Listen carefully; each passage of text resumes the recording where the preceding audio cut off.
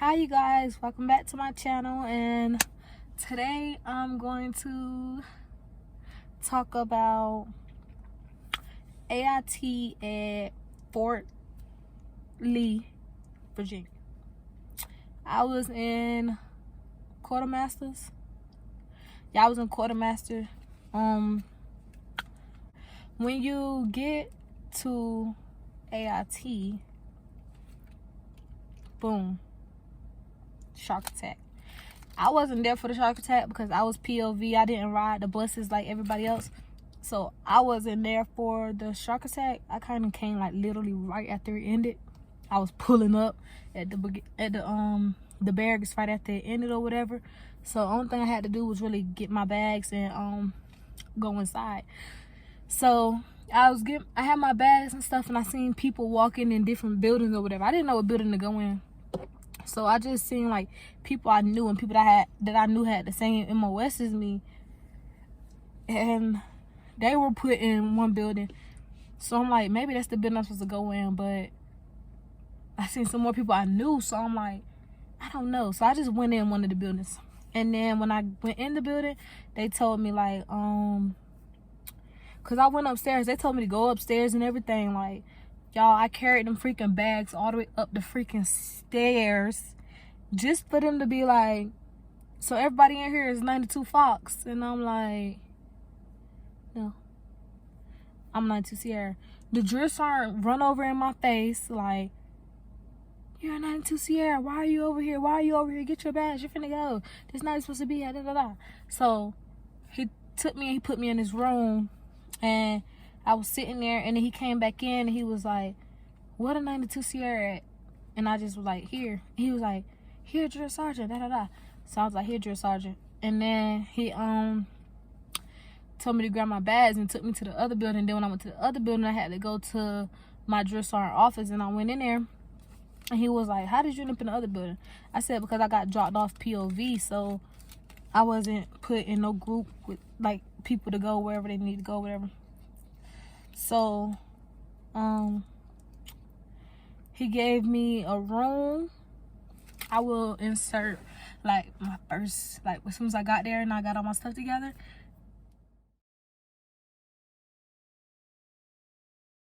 That's what I was doing. So yeah, we got our rooms, took showers. I think we ate. I think we had to put on PTs. Yeah, we put on PTs, and then we went and ate. And mind you, like literally everybody, well not everybody, but majority of the people that I went to basic training with, I went to AIT with. And if you have my MOS, then we were together. So the girl from North Carolina, and I'm from North Carolina, bougie, ratchet. We had the same MOS and everything. We didn't share rooms because I had came late. If I was on time, then I would have been able to be with her and my other friend. Yeah. And all three of us would have shared the room. But I wasn't there on time, so I had to share a room with these two other girls that had already been there. One of the girls was there for like 6 weeks, and the other girl was there for like 2 weeks. Like she had just got there, and one of them was been there. She was just waiting for the next class to start with the 92 Sierras or whatever, because it's a 6-week class. So if you get there and they already started after a week or two, then you probably gonna have to wait for the next class or whatever. So yeah, they was in the room. They had like a little mat on the floor. You gonna see from the video or whatever. They had a little mat on the floor, whatever. The room was cute. So I took me a little shower, put on my PTs. They put us in our own little section, like the new people or whatever. We was in our own squad, I guess, or platoon. Yeah, we was in our own platoon, I'm gonna say. Like all the new people. It don't matter what your MOS was. We was all in, like, cause they already had platoons or classes that was graduating and people that was already in class and stuff like that. So we had our own little platoon or whatever, and that's where we were. Boom. Went to sleep. Woke up, we was in processing at AIT. So we had to go do like vision one day. We had to go do dental one day. Mind you, this is like, it's like I think our class literally started like a week after we got there, so we was lucky. Cause yeah, like 2 weeks, and then the next week our class started because they graduated the week they got there. The first week you basically in processing, so I think you get CIF there. No, you don't get CIF till right before you about to go to the field. But we what did we do? We did vision, we did dental, we did like briefs. You got to get briefs. We had an 8-hour finance class, literally 8 hours of finance class. It's very helpful, so you might want to pay attention when you in there because a lot of stuff be going on and you need to know a lot of stuff. So we had the 8-hour finance class. What else did we do that first week? I don't know, because basically you just in processing, like, and they taking you everywhere you need to go. But if you're not doing nothing in AIT, then you like have chill time when you first get there. You just in your room chilling or something like that, or in a game room or chilling with your friends or something like that. Like, you literally just chilling because you don't have nothing else to do. You just waiting for formations and stuff like that, like breakfast, lunch, and dinner formations. And like before you go to sleep at night, we have like a formation or whatever, and they check your little cat card or whatever and mark your name out. So the first week we went through in processing, and then the following week on like a Wednesday or something, we started school. I'm not putting my wig on tonight. So at school we was learning our MOS. I'm a 92 Sierra, so we was learning how to build showers, and we weren't learning how to do laundry, but we was learning how to work the laundry machine. Yeah, that's what we was doing. We was like every day going to school. You a dumb. We was building up the shower, carrying the freaking generators out and the water heaters out and stuff like that. And I think like the first day they taught us how to build the tent. The first day we built the tent in school, because they're gonna have a little example of a tent inside the school building, and then outside in the back on the rocks is where you're gonna build the actual tent.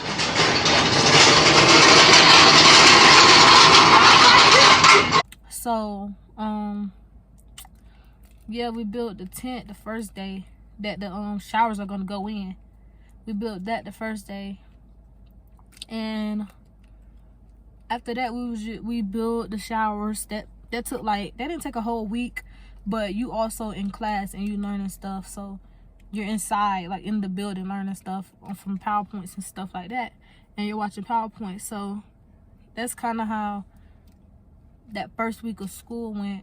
And then they start teaching you how to PMCS. So boom, mind you, I think how long was AIT? I think our shit was like 4 to 6 weeks or something like that. 4 to 6 weeks. So like every 2 weeks you got a test on what they done taught you or whatever. So boom, the first week you had a test on not building the showers, but knowing how to build the showers, knowing how many water hoses go where, knowing how to connect it to the pump, knowing how to connect the generator to the pump, to the shower, to the freaking water source.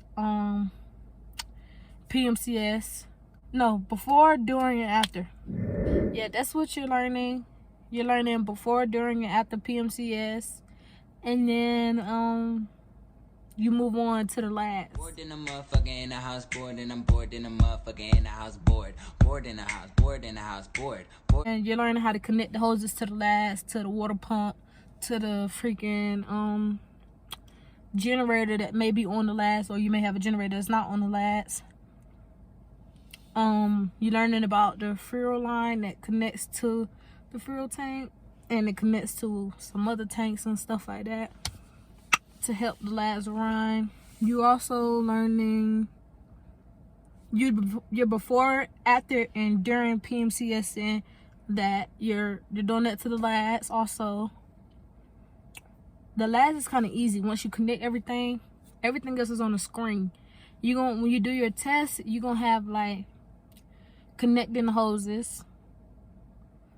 Making before PMCS, you got like, cause they gonna rig it a little bit to see if you actually checked it. Cause before PMCS, you're supposed to actually check this stuff.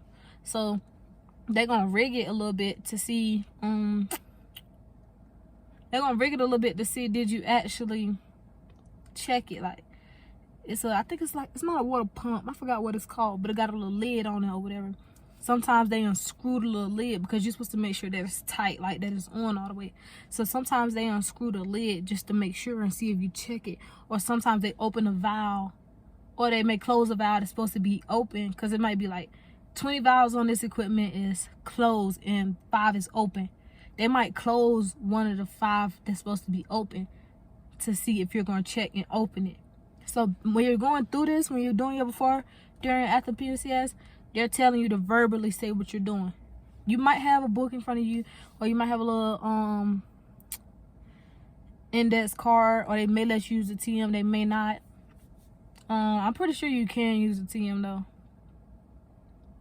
but they may not. I don't know. They let us use the TM, I think, for one of the tests, not for the showers or the labs.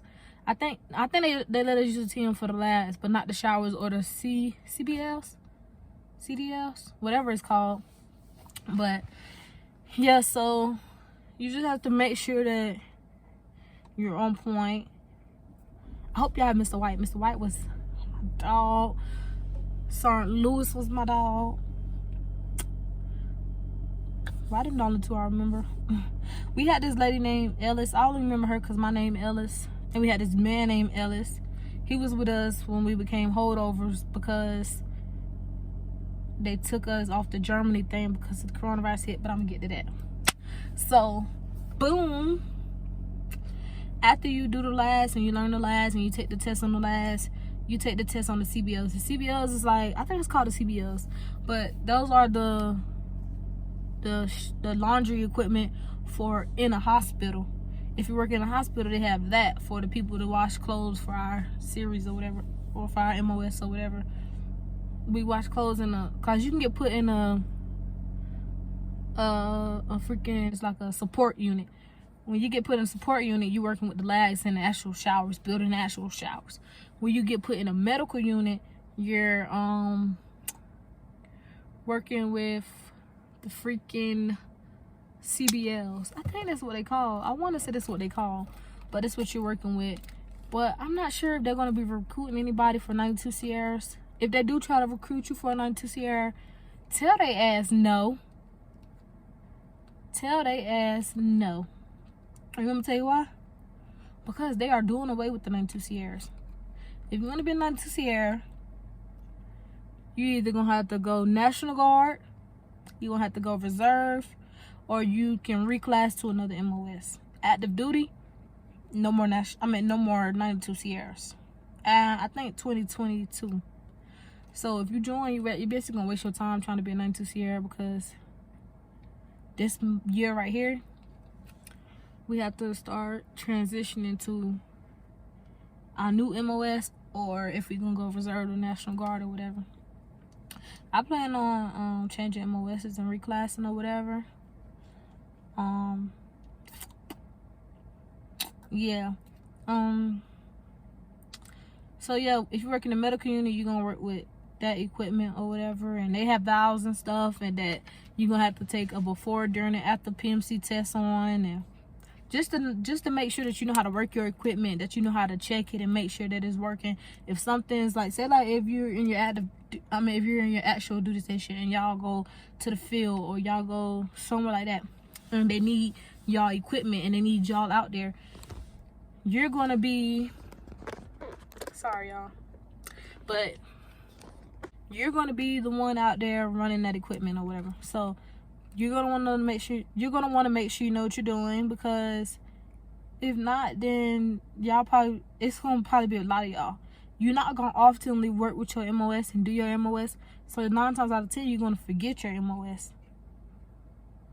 You're gonna remember some stuff to do and you're gonna forget some stuff. So you just want to make sure that you know your MOS, and that you can do your job alone or with 3 people. If that's all you got, you want to make sure that you can operate with that many amount of people, especially if you're like the only one that know what to do. You just want to make sure that you're doing the right thing, because you wouldn't be with, like, when I went to the field, only I knew how to set up stuff, and only I knew how to run certain stuff. Other people know how to set up certain stuff, and other people know how to run certain stuff. So some stuff I may forget, you may remember. Some stuff you may remember, I may forget. So it's like that. But yeah, so that's what you're doing at first, and then you graduate. Watson Award is presented to the soldier that has demonstrated a willingness to help others, as well as displaying a never quit attitude. Army values. I will always place the mission first. And when you graduate, they might already have your duty station, or you may become a holdover, and you're waiting to be stationed somewhere. I would have been going to Germany, but I became a holdover because I went home for, like, if I would have probably left and went straight to Germany after I finished and graduated, instead of taking those days and go home for HRAP. If I would have left, I probably would be in Germany. But I went home for HRAP, and while I was home on HRAP, that's when the coronavirus hit.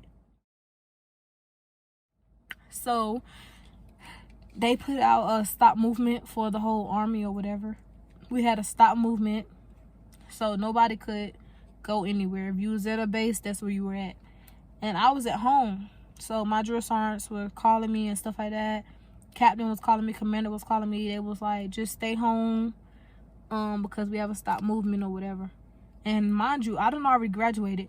I done already signed out. So I'm really just an extra soldier that's a holdover. So if I was there, I would just be in my room all day or doing a detail or something like that. So they didn't like force me to come back or nothing. And I think I was home. I was supposed to be home for like 12 days. I was home for like a month before they told me that I needed to come back. And then I came back and they were like, well, Germany's still on lockdown. We're not sending nobody there, so you're going to get a new duty station. So I'm like, boom, okay.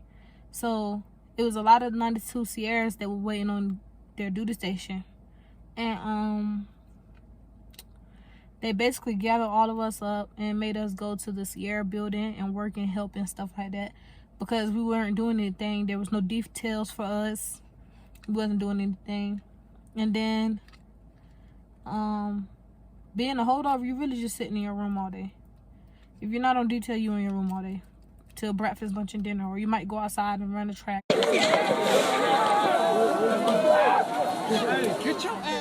But you're in your room all day 9 times out of 10. But they me and my friend had came back because she went home too, HRAP. She went home because we were supposed to go to Germany. She went home for HRAP, stayed home for like a month or something like that. I think we came back the same day. She just came back at like 12 and I came back at like 6 or 4 or something like that. Yeah, but we came back. We were holdovers. They told us like a month later our new duty stations, and I think we left our new duty stations like 2 weeks after we found out where we were going. So yeah, that's basically how that is. You basically, after you graduate, you just waiting to leave to go to your duty station. You're not going home unless you're going home for HRAP. You're not taking leave and going home. But yeah, that's really AIT. That's all you're doing at AIT. Once you graduate and they send you to your official duty station, like, that's it. That's what it is. You graduate, you may be a holdover, maybe not. And if you are, it's just because you're waiting on your official duty station. And when you go there, check out my official duty station video. It's not gonna be up right now, but it's coming. But that's all you're really doing, y'all. If y'all want to join the Army, join for the right reasons. Have a great mindset. Have a reason to want to complete it. Also, after you finish your classes, y'all do go to the field. Y'all go to the field for like 4 days. I think if you're airborne, y'all go to the field for like 2 days. Y'all only doing the grenade course and the freaking firing courses and stuff like that. Not really firing, because I think we shot blanks, but I know we shot blanks. But that's what y'all doing. Y'all gonna go through those like 4 stages or 5. I forgot how many courses it was, but you go through those courses of lanes. That's what they're called. You go through those lanes. There's 5 different lanes, and you're walking to each lane. The first lane, you may just be doing care under fire, or you may be doing like they might set off a grenade and you gotta do whatever, or they might be shooting at you, so you gotta return fire, and you gotta move in a formation, like a formation. That's how you move in a formation. You're gonna have a freaking, I forgot what they're called, like it's different people for each whatever. I just remember the Saigoners and the freaking automatic rifle people, whatever. You're just gonna have a freaking position. You're gonna have a job to do or whatever. Y'all gonna practice for that before the field, but y'all just gonna go through the lanes and stuff like that, and they're gonna tell you if you pass or fail. Y'all gonna do the grenade lanes, which is basically where you just throwing grenades or whatever. I think that's like the first 2 days or whatever. And then the last 3 days, we were doing our actual MOS. Like we was doing the we was running the showers in the labs. And then we packed up and left. If you want to join for the right reasons. Also make sure that you just stay headstrong and remember why you joined. That's pretty much all I have for this video. Make sure y'all like, comment, and subscribe. Make sure y'all turn on the post notifications. Shout out to Lex for shouting me out, period, on her Instagram. She shouted the girl out. So yeah, thank you, Lex. And yeah, make sure y'all like, comment, subscribe, turn the post notifications on, and continue watching, because I will be doing other stuff on my channel. It will not just be all about the Army. It'll be like different stuff going on. I will be doing my gender reveal. I will be doing my baby shower. So just make sure y'all stay tuned so y'all know what going on with your girl. But yeah, welcome to the family, Life with Glow, and continue watching to see my journey.